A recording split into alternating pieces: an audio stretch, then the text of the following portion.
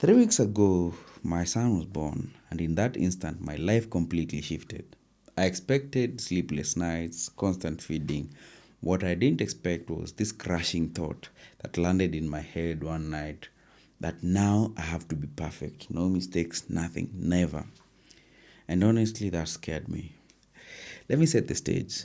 It's dark, the whole house is quiet except for his tiny, high pitched cry. My wife is asleep. She's earned it. So I scoop up this boy and I'm holding him, and it hits me.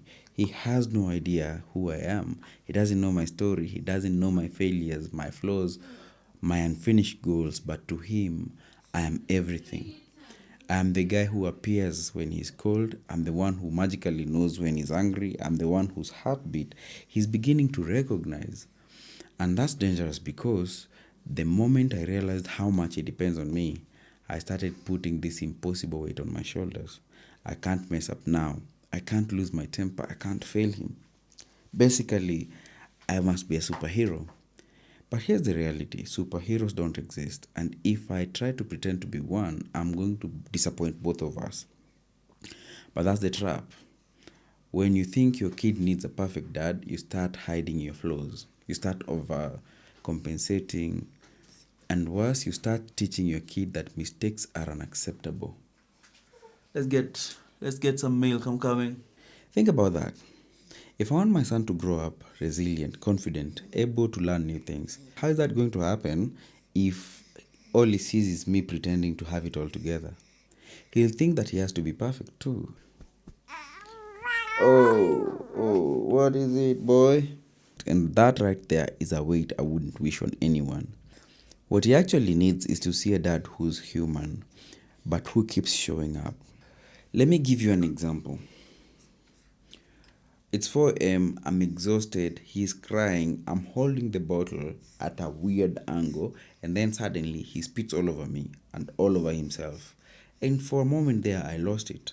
Not at him, but just a bunch of frustration came out of me. He didn't understand the word, but he definitely understood the tension. 10 minutes down, I put him to sleep, and I'm thinking I failed.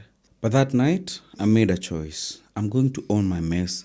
I'm going to own the frustration. I'm going to be better at handling it because that's the model I want him to see. Not a flawless dad, a real dad.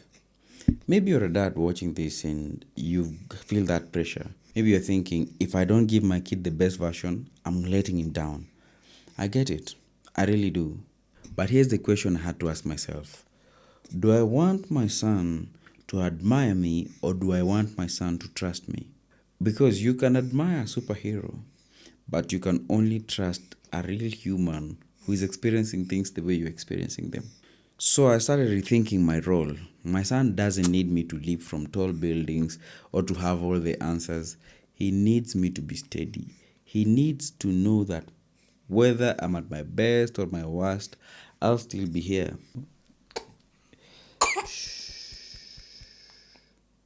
You better now? And when he's older, I want him to know that it's okay to fail because he saw his dad fail and he saw his dad keep doing it. I'm playing the long game here. One day he's going to hit a wall at school, with friends, at work. Something is going to knock him. And when that day comes, I don't want him thinking I am weak because dad used to do it and he didn't fail and dad used to be perfect. I want him thinking dad struggled too, but he kept working. He kept at it. He kept showing up. And that's not superhero strength. That is real life strength, the real world strength. So here's the promise I'm making to my son, and maybe it will resonate with you as a dad. I will not always be perfect. I will not always have the answers. I may get tired. I may mess up sometimes. But I will always be here. Okay, boy? And that is something of a superhero. Well, I hope this helps. So if you're a new dad and this hits home, kindly consider subscribing and sharing and liking this video for more videos like this.